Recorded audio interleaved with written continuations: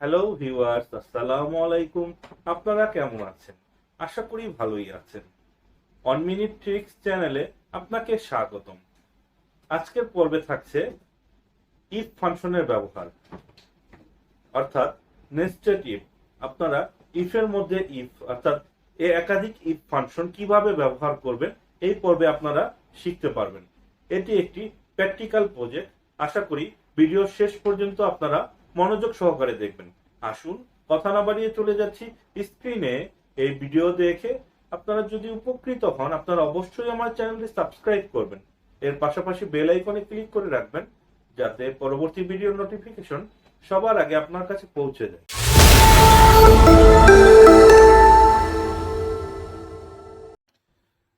আজকের ভিডিওটি একটি প্র্যাকটিক্যাল প্রজেক্ট নিয়ে, ইফ নেস্টেড ফাংশন। এখানে মার্কস এবং গ্রেড দেওয়া আছে। তো এখানে 90 মার্কস থাকলে এ প্লাস, 80 থাকলে বি গ্রেড। তো এইভাবে পর্যায়ক্রমে সি ডি এফ দেওয়া আছে।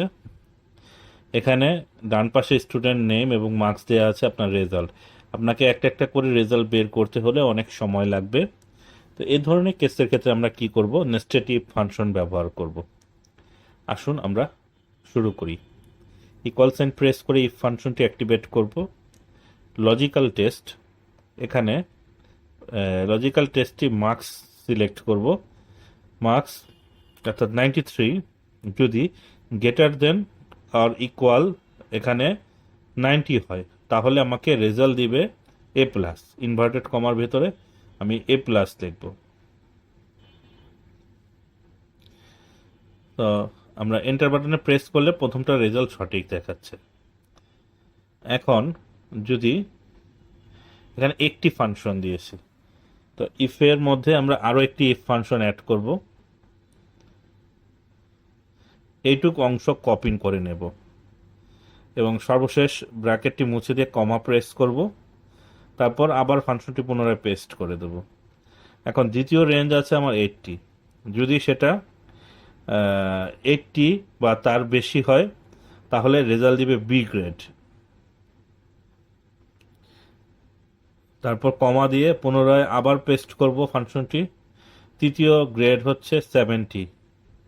আমরা 70 দিয়ে রেজাল্ট দিয়ে দেব সি গ্রেড।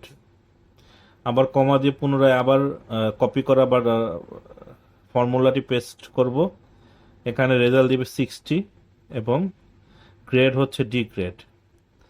এবং এটা না হলে রেজাল্ট দিবে এফ গ্রেড। ইনভার্টেড কমার ভেতরে আমরা এফ গ্রেড লিখে দেব।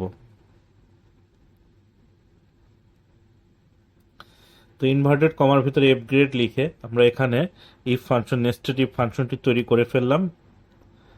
এখন আমরা যদি এখানে ফর্মুলা টেক্সট ফাংশনটি ইউজ করি, আমরা যেভাবে ফর্মুলাটা তৈরি করেছি আপনারা ডান পাশে দেখতে পাবেন। এখন দেখুন, যদি 90 এর বেশি হয় তাহলে রেজাল্ট দিবে এ প্লাস। 80-র বেশি হয় বা 80 বা তার বেশি হয়, রেজাল্ট দিবে বি গ্রেড। 70 বা তার বেশি হলে রেজাল্ট দিবে সি গ্রেড। 60 বা তার বেশি হলে রেজাল্ট দিবে ডি গ্রেড, না হলে এফ গ্রেড। এখন আমি যদি এটা ফিল হ্যান্ডেল করে দিই, রেজাল্টটি অটোমেটিক্যালি চলে যাবে সবগুলো সেলে। তো এখন দেখুন, প্রত্যেকের নাম্বার অনুযায়ী এখানে গ্রেড চলে এসেছে।